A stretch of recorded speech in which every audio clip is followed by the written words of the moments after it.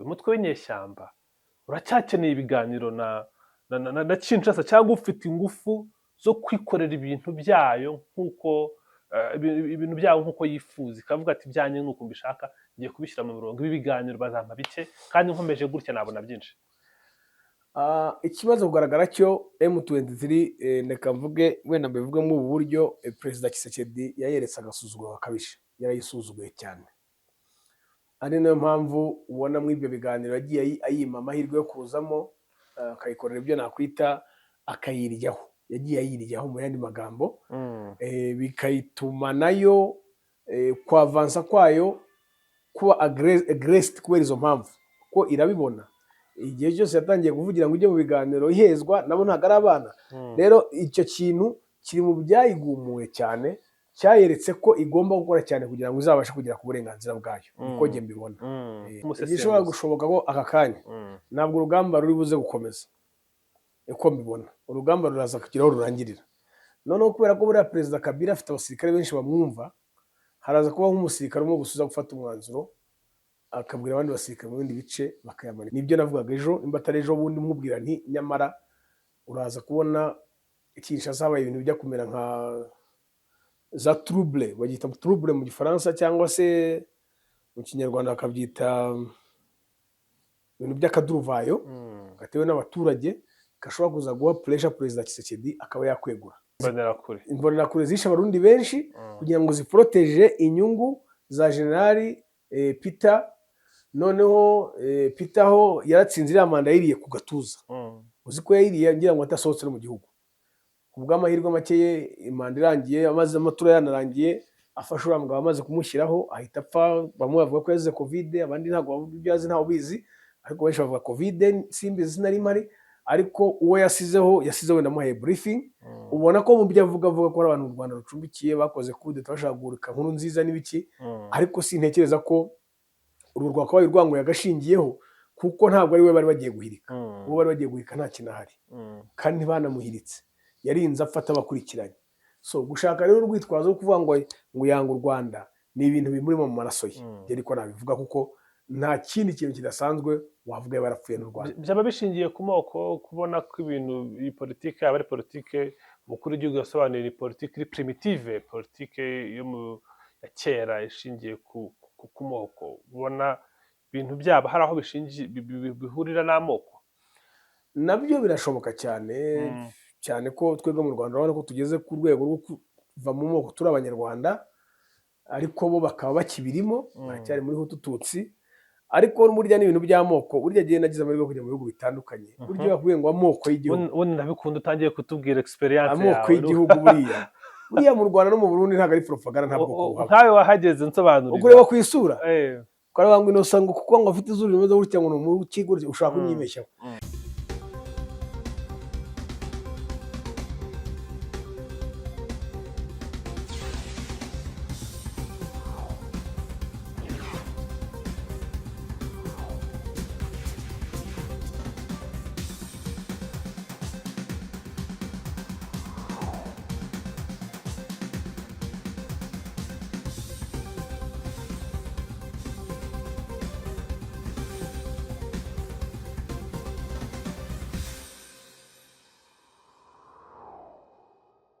Amahoro y'Imana abane namwe bakunzi ba One Nation Radio, ni radio ya Diaspora Rwanda, ijwi rya Diaspora y'u Rwanda. Uyu munsi turi mu ntangiriro z'icyumweru, dufite umugisha nanone uko turi kumwe na Innocent Habumugisha. Turabana cyane hano mu busesenguzi, turabana cyane hano mu biganiro bitandukanye kuri One Nation Radio. Innocent, nubwo mbona urangaye muri telefone, ariko nizere kumeze neza. Meze neza bwana Abdul. Weekend yari iryoshye, ni weekend yabayemo ibintu byinshi bitandukanye. Ni weekend yabayemo umuganda, ni weekend yabayemo siporo, ni weekend yabayemo Champions League, ariko byose twabyitwayemo neza. Burya n'agapira urakareba nk'uko ubibona.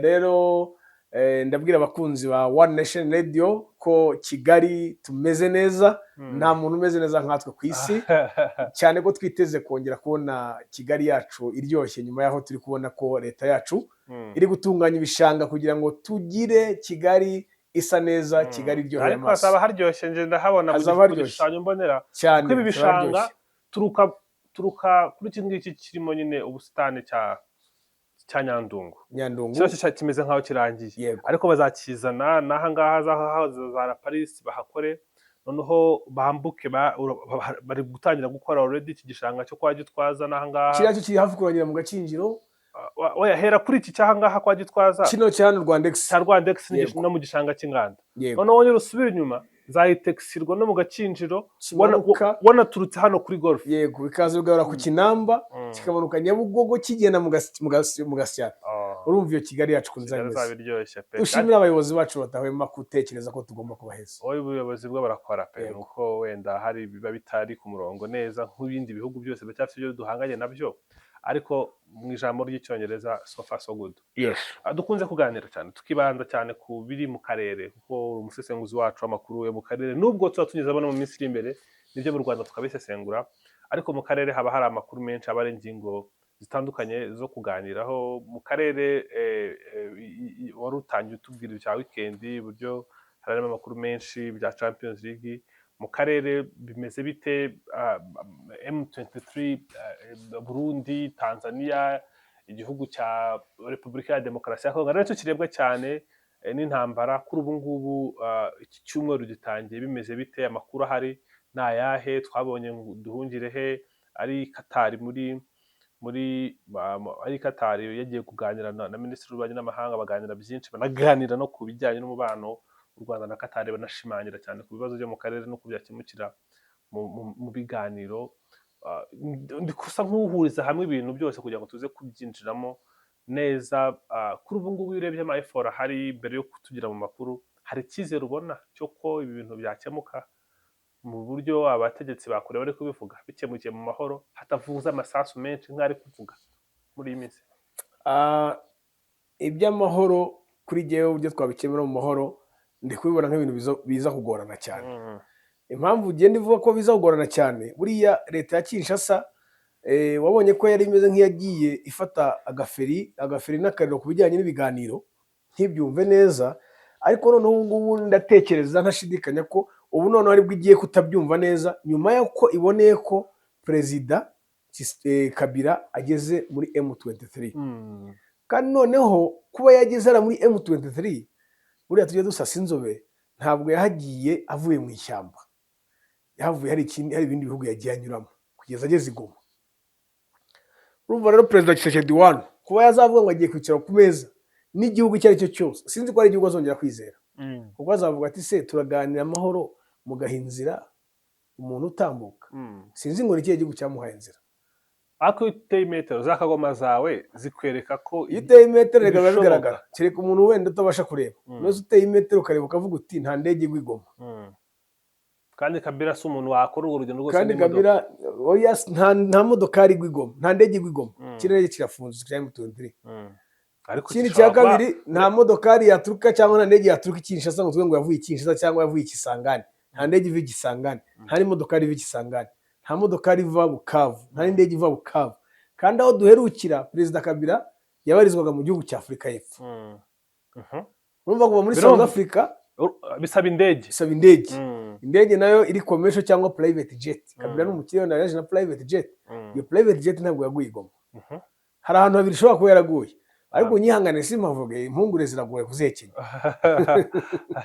ariko nubireba neza umuntu wese ureba ufite amaso ufite ubwenge yahita abona izo ndege yabaraguye ushatse umuntu yanasesengura proximity y'ibice M23 ifite aho iherereye yegereye u Rwanda yegereye n'Ubugande yegereye n'Uburundi Burundi ho ni off ntashobora kuhagwa niyo yabanahaguye ntiyakwambuka ni Uvira kuko haracyari FARDC ni ukuvuga rero ngo inzira yarasigaje ni ebyiri n'u Rwanda na Uganda hamwe muri aho niho yakwiye kuba yaranyuze atari aho ahandi ngo tuzahagirwa n'Imana ariko tuganira cyane kuri Kabila tukavuga n'ukuntu yabaye game changer yanahinduye n'imyumvire ku baturage ba Repubulika ya Demokarasi ya Kongo ndetse hari n'abasirikare bajoininze force kubwe ku butegetsi bwe bakavuga bati ntabuze impamvu ariko kureba neza kumena n'indi mu nguni bakavuga bati rwose uyu niwe commander in chief wacu kubumvisha kujoininga igisirikare cya M23 bizoroha wanavuze cyane ku ruhare azanye nkawe nk'umuntu n'ijambo afite n'icyo yongereye M23 ndakubwiza ukuri ko hadashobora kubura n'abasirikare bakomeye Kinshasa bahuza ibitekerezo ndetse n'amarangamutima na Joseph Kabila. Uravuga iki kuri aba basirikare twatangiye kubona batanga ibitekerezo bitandukanye banenga ubutegetsi bwa Felix Antoine Tshisekedi Chilombo? Urabiganisha hehe no kuba Kabila yagarutse mu gihugu, Kabila no hari kumwe na M23? Icyo kintu nakivuze, wenda reka nongere nkigarukeho bwa kabiri cyangwa gatatu sinzi. Narababwiye ngo buriya umutwe wa M23 ibyo wakoraga byose wari ufite imbogamizi ikomeye cyane, kuko ntabwo ari umutwe abakongomani bose muri rusange biyumvagamo, kuko leta ya Kinshasa yari yaramaze gushyiraho umurongo wa propaganda igaragariza abandi bakongomani mu bindi bice bya Kongo ko ari abanyarwanda baje guteza umutekano mu gihugu cyabo, ko ari abakongomani b'ubwoko bw'abatutsi bavuye mu Rwanda, atari abakongomani. Barabihakana izuba riva, bituma n'abandi bakongomani buriya bo mu bindi bice bya kure babishyiramo kubera ko bari babeshywe, bashutswe na leta yabo. Ariko ubu noneho kuba uwari perezida w'igihugu cyose akaza akajoyininga ba bantu bitwa ko ari abanyarwanda, ubwo ngubwo wa muntu uriya mugabo perezida Kabila Joseph muri rusange aba abejeje, aba bakuyeho cya kisuzuguriro, cya kinyoma cyo kwitwa ko ari abanyarwanda, noneho babaye abakongomani.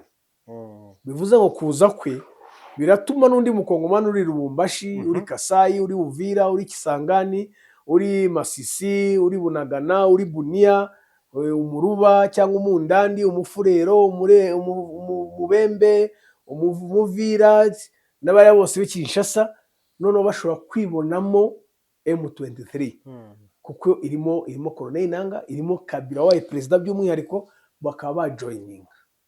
Ari nayo mpamvu uriya mujenerali kuba yavuze kuriya, buriya bita bikwereka ko hari n'abandi benshi bavuga ibirenze biriya, harimo n'abakoloneli n'abapolisi bakomeye bari kumwe n'uriya murongo. Hari abari muri situation cyangwa muri position itatuma bahita babivuga, kuko bahita bajya mu mazi abira, ariko bahuje amarangamutima na Kabila, bagera mu nzu bakicara bakavuga ati Mana tubabarire, bagakora ku kintu cy'umusaraba, Kabila agere Kinshasa natwe twigaragaze. Cyangwa se bagitekereza gushaka inzira yo kuba basohoka muri kiriya gihugu, nabo bakanyura izindi nzira kugeza igihe bamusangiye ku rugamba bakajya kwifatanya nabo. Ariko ndakubwiye ngo byanga bikunda igihugu cyose ubu ngubu Kabila Tshisekedi yatakaje ingufu nyinshi, kuko yatakaje abaturage benshi, yatakaje igikundiro cyerekejwe kuri perezida Kabila uri kumwe na M23. Mu yandi magambo, M23 yagize icyo nakwita mass mobilization cyangwa se recruitment cyangwa joinement, abaje kuyijoyininga kubera gusa ko babonyemo Kabila babaye benshi cyane. Utirengagije n'abari mu butegetsi bwa perezida Tshisekedi. Ubu tuvugana bamaze kuvuga kwidekarara mu mitima ko bari kumwe na M23, ariko kubera izo mpamvu ubwiye ntibabivuga, bahita babica, bahita babafunga. Ariko n'ubundi ntibiri bubure byanga bikunda Kinshasa araza gupfa abantu benshi, baza gupfa babeshyirwa ko ari ibyitso bya M23, ko bakorana na M23, ko bayitera inkunga, ko bari inshuti za Kabila, ko bakoze muri leta ya Kabila, ko ari ibyitso bya Kabila. Abo bose ibyo bitambo byose biraza kuboneka muri rusange.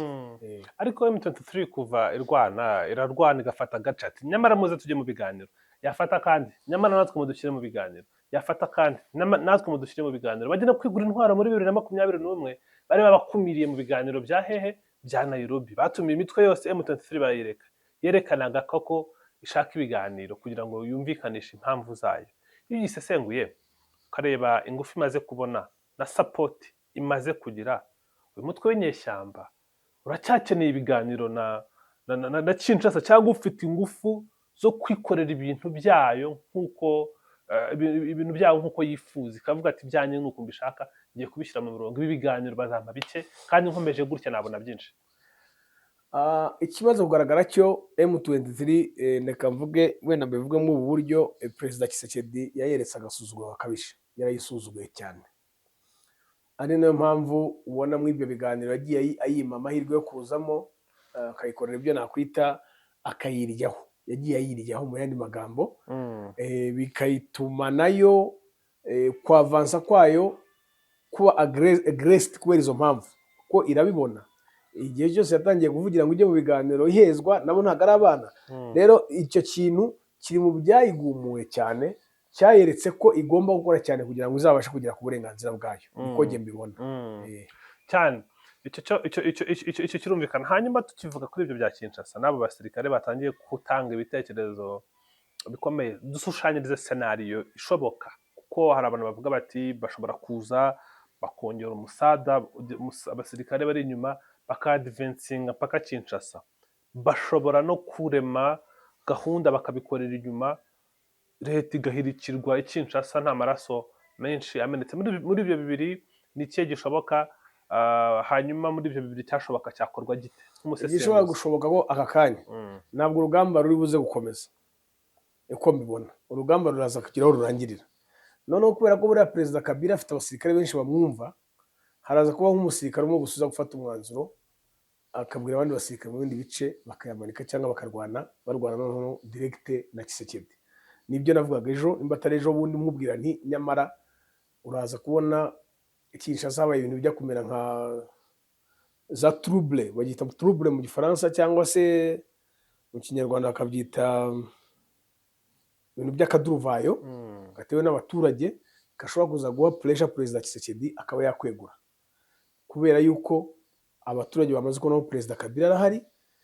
Kandi buriya ntugire ngo kuba batakibasha kugigoma bayishimye abakongomani, kuko Goma na Kinshasa byarahahiranaga cyane, abakongomani benshi byari bitunze, baba ari abigoma baba ari Kinshasa, Kinshasa na Bukavu, Goma na Bukavu, Uvira na Bukavu, iriya migi yose yarahahiranaga mu buryo bw'ubukungu. Iriya ntambara yatumye ubukungu bujya hasi cyane. Noneho kandi by'umwihariko Perezida Tshisekedi akagumya kwirengagiza ukuri, ntahwema gukorana na FDLR, kandi abakongomani bazi ibibi bya FDLR. Ibyo byose rero bituma M23 igumya kugira popularite, kubera yuko hari impamvu nyinshi zituma abaturage bayumvamo. Nazikubwiye zimwe muri zo. Hari iyo mpamvu yuko bakoranye bari kumwe na Kabila, hari impamvu yuko izo za ekonomi imijyi itagikoranira ngo abaturage babone amafaranga. Izo mpamvu zo, hari impamvu z'uko bagiye babuzwa kujya mu biganiro.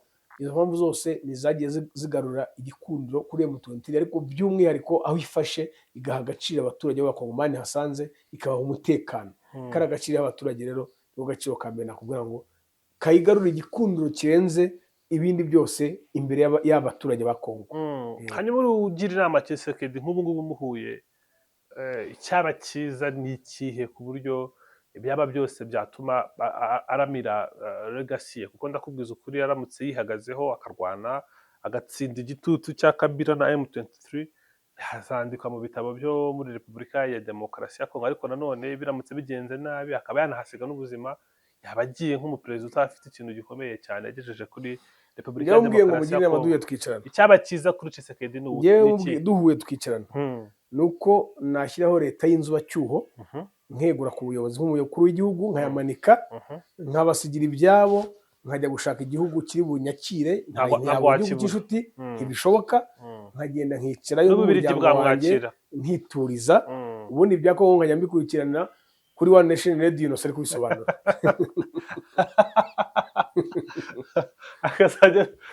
Ariko na kera ari umusesenguzi wa politike, ngo aho yakoranaga n'abandi bantu batwara amataxi, rwose ngo ari umuntu ukunze kwicara aganira kuri politike y'imbere mu gihugu nk'umwana w'uwari perezida. Urashaka kumusubiza muri ubwo buzima? Yego, ntabwo ubwo buzima busubiramo, kuko ubu yamaze kuba perezida, ntabwo yari gutwara taxi vatiri, ahubwo yaguriza bakajya bazitwara kuko azi umuvuno. Ntabwo yakongera gucuruza pizza, ahubwo yafungura inganda ze bakajya bacuruza pizza mu verisa. Icyo gihe akabaho ubuzima bwiza atuje. Naho biri arimo, ndakubwiye ngo simwanga, ntaho nziranye nawe, simucira n'urubanza, ndaca urubanza nshingiye kuri facts mbona ku kibuga.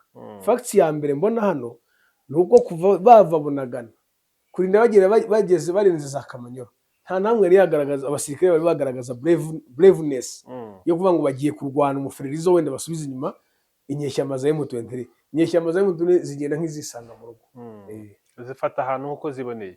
Yego. Hanyuma ni byinshi biri kuri Perezida Tshisekedi, baranabivugaga bati no muntu rwose uje byaragaragaraga ko nta kundi bizagenda, kuko ntabwo afite experience ihagije yo kuba yayobora igihugu nka Congo n'ibibazo byari birimo. Ubundi umuntu wamuzanye 2019 bitewe n'iyo parcours wari usobanuye, ntabwo ari umuntu rwose uvuga ukomeye muri politiki wari uje gukemura ibibazo bya Congo. Ubundi kuva cyakandagira ku munsi wa mbere ibintu ntibyagaragaraga ko ariko bizarangira.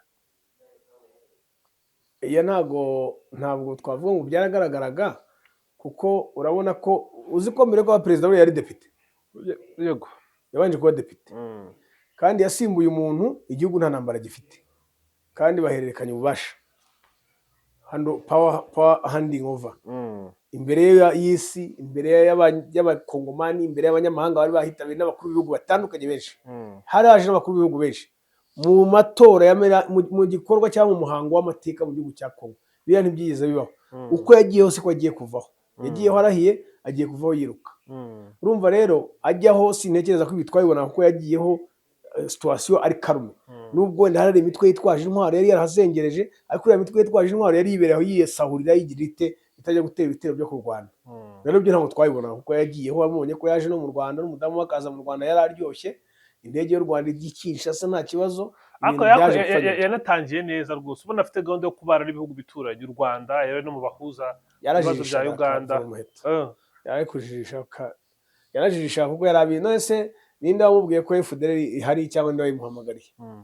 Yarajijishaga rero, akavuga ko yahinduye ko yabonaga u Rwanda ndetse na Uganda nyuma y'uko M23 iteye, atangira gushinja u Rwanda kuba inyuma ya M23, avuga ko rumujomye inkota mu mugongo. Ubundi iryo ni mu makosa yakoze. Burya ntabwo yagombaga guhita ashinja u Rwanda direct atabanje gushaka ibimenyetso simusiga. Biriya bimenyetso rero yagiye ashaka nibyo nakubwira ngo byamuteje bimwe mu bibazo, kuko yahise agirana ikibazo cyihuse n'igihugu cy'u Rwanda, rero cyakamutabaye. Kandi muri real turebye, none se nibyo nakubwiraga ejo bundi, Makenga ntahuriye n'u Rwanda, si umunyarwanda. Byamungu si umunyarwanda, Colonel Nanga si umunyarwanda, Perezida Kabila si umunyarwanda. None se arahuza M23 n'u Rwanda gute? Ese ko avuga u Rwanda, kuki watareba uruhare rwe mu gukorana na FDL? FDL yayemereye iki kugira ngo irwane kuriya? Irwane nk'abiyahuze, yabemereye iki? Ko kivugwa abantu barataha barabivuga, bari abantu se n'inose babwira ngo mubivuge, ntibataha bakavuga izuba riva. So yari afite imigambi ye, yabwiye FDL ko nimufasha kurwana azayifasha kugira Kigali nayo. Ibyo ubwabyo ni ijambo rikomeye. Yego, ni ijambo rikomeye. Hanyuma tuvuge no kuri Perezida Ndayishimiye. Impamvu reka tukunze kugaruka kuri bano bagabo, ubona ko aribo bantu ikibazo kiri kureba cyane, ni ba nyirabayazana. Ndayishimiye twaramubonye mu Bugande, muri Uganda ahererekanya, uvuze ubwiye abanya-Uganda ati mu Bugande, ubukoze ikosa rikomeye cyane. Uganda ni ahantu, ntabwo ni ubwami, ariko Uganda ni igihugu cyose. Twamubonye muri Uganda aganira rwose nanuze mu nzira zo gushaka amahoro, ariko ni umuntu udashobora kwizerwa. Twaramusesenguye mu minsi ishize tuvuga cyane ku bijyanye n'imyitwarire ye, uburyo avuga ibintu bimwe uyu munsi, ejo akavuga ibindi, akabwira abadiplomate ibi ngibi, mu buke akavuga ibindi, akerekana ko hari ibiganiro byo gukemura ibibazo akavuga ibindi. Twaramubonye ariko agisubira iwabo ntabwo ibintu byakomeje kujya nk'uko yabivuze. Wabonye ko hatangiye kuba ibikorwa bitandukanye. Uyu mugabo ari mu biki muri iyi minsi? Nabonye kare mbwira ku bijyanye n'ibitero ari kugaba ku banyarwanda batavuga rumwe n'ubutegetsi bwa Kigali, ku buryo hari imirwano ihari ikomeye, kandi n'ubundi n'abantu bari barahawe aho gukorera na operations zabo ziri mu Burundi no mu bice bitandukanye byo muri Repubulika ya Demokarasi ya Congo, babyumvaga kimwe na leta General Neva. Byagenze bite kugira ngo zibyara amahari hagati yabo, kandi kera bari bari ku murongo umwe? Niyo wasubira kugaba Rusesabagina n'aba Sankara muri ya minsi bari bahari bari kumwe bameze neza, ariko ubu ngubu harimo ikibazo, hajemo umugaga. Ikibazo ntabwo cyabura. Ubundi aba bantu ukuntu babayeho baba ari nkanguhe, arabacumbikiye, kandi ari kubona ko inyeshyamba za M23 zigeze ku marembo ye, ziri kumusanga Igitega aho aryamye muri bedroom ye, ariko arashaka kujya gufata abo barwanyi ngo bajye muri Kongo kurwana, kandi nabo bakamubwira turarwana dute, umushahara turarwanira iki twebwe ko tutazwa aho ngaho. Zikanga kuba zanze, rero nawe akazirukana ku butaka bwe, namwe murava. urumva nazo zigomba kwigura so cyangwa nuvuga ngo zigapfa. yafashe abo muri FRN abajyana ku rugamba muri Repubulika Ntabwo ya bari Demokarasi ya bajyayo, Kongo. baranze icyo bari Yabasabye kuzira. yabasabye kujya Ariko muri icyo Repubulika ya twabonye Demokarasi ya buriya Kongo. jyewe ku giti cyanjye mbivuze nyamanitse, Mm, ntabwo nari nzi ko FRN ikibaho, nari nzi ko yarangiye. mm, Nari nzi ko yarangiranye na sebuja ajya muri hoteli ya leta mu karere ka Nyarugenge mu murenge wa Mageragere, igihe avuga ko ari imfubyi y'Ububiligi, nari nzi ko nabwo yari yarangiye, ariko noneho natunguwe kumva ko bagihari. mm, Urumva ko kuba yagiye kubarasa nuko azi ko bahari, mm, kuba yagiye kubarasa nuko bacumbikiye, ari gukorana na FDL muri Kongo anacumbikiye abandi. mm. Uwo muntu rero urumva si umwizerwa. None se ubwo ubundi defense zabo ziri hehe? FRN bari bafite ibirindiro hehe? Ariko Ntabwo havuzwe. Mm. Ni mu Burundi se cyane muri Bavuze ko ari Kongo? mu Burundi, Mm. ntabwo ibi ntabyo Oya, bavuze. byose ni muri iri shyamba rya Kibiri, Uko biri kose muri Kigali kuko niho bakunze niho kuba dukunze kumva inkuba ngo zakubise abantu, Mm, wasanga ari bariya rero, ari bamwe muri bariya. mm. Eh. Ariko n'ubundi hari n'amakuru twumvise mu minsi ishize, nigeze kuyakubwira ngo ntabwo urayumva, ngo uraza kuyakurura neza, ko hari ibitwaro bikomeye biri kurundwa hafi y'umupaka w'u Rwanda. Ushobora gusanga byari biri muri uwo murongo kubitaka utababariye Nzabanza noherezeyo Kagoma zirebe nisanga ari byo nzabitangaza. cyane. Rero si ubwo ngubwo kurasa abantu batagiye ku rugamba kandi bari bafite abantu basanzwe bafatanya, ntibishobora gutuma n'abandi bari muri uru rugamba babibona ukundi, cyane cyane nk'aba FDLR ndetse na Wazarendo uzabibona kuko FRN Bakabona iyoborwa ko na General Hamada, Mm, FDLR iri kuyoborwa na Ruhara mm, na ba Guillaume, kandi bari za Warikari ntibabasha kugera hepfo za Burundi, biragoye cyane. mm, Ni ukuvuga rero ngo ubundi njyewe mu magambo make azinze ngana ku musozo nuko General Evariste ibyo arimo ni ibintu biri guca amarenga ko bishobora kumuganisha habi. mm. Ako se ubu hari ibimenyetso bifatika ku Rwanda ko General Neva akorana byeruye na FDLR? U Rwanda si rushobora kuba rwajya mu bibazo n'u Burundi, rushobora no kubyara n'intambara nk'igihugu gicumbikiye abantu bashaka guteza ibibazo by'umutekano muke mu Rwanda? Icya mbere cyo ntabwo twavuga ngo tubihakane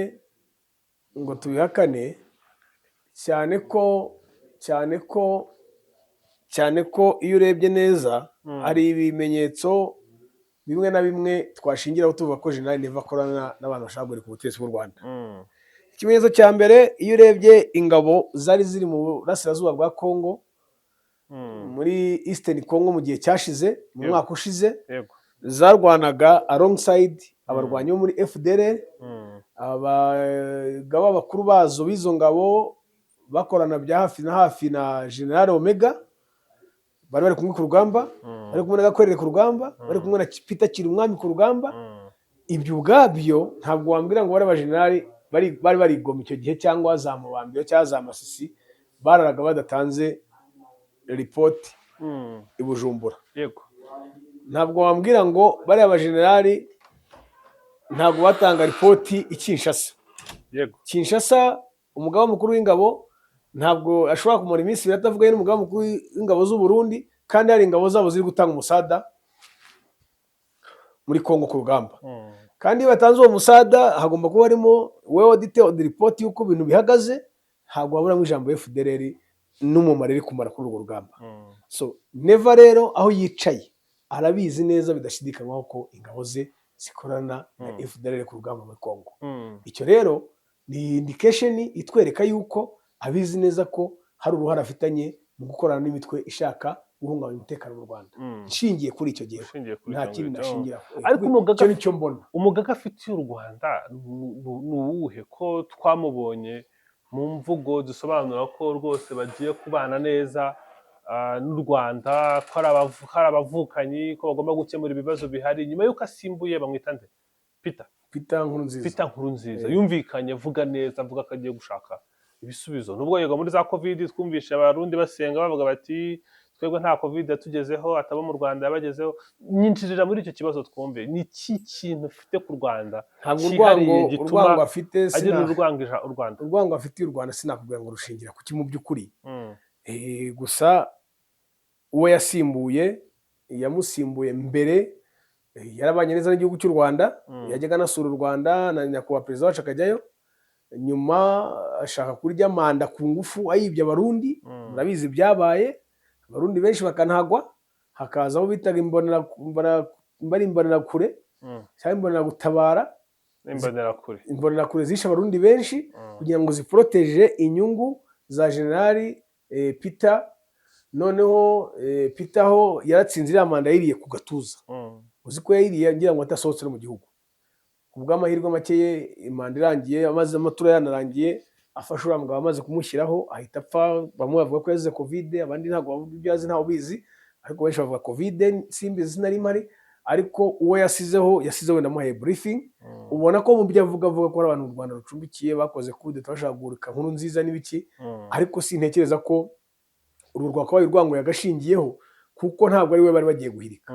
Uwo bari bagiye guhirika nta kintu ahari, kandi ntibanamuhiritse, yarinze afata abakurikiranye.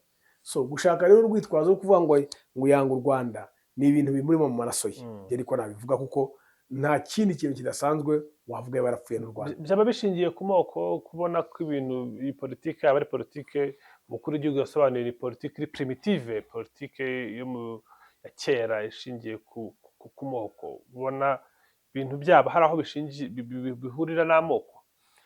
Nabyo birashoboka cyane cyane ko twebwe mu Rwanda urabona ko tugeze ku rwego rwo kuva mu moko turi Abanyarwanda, ariko bo bakaba bakibirimo, baracyari muri Hutu Tutsi.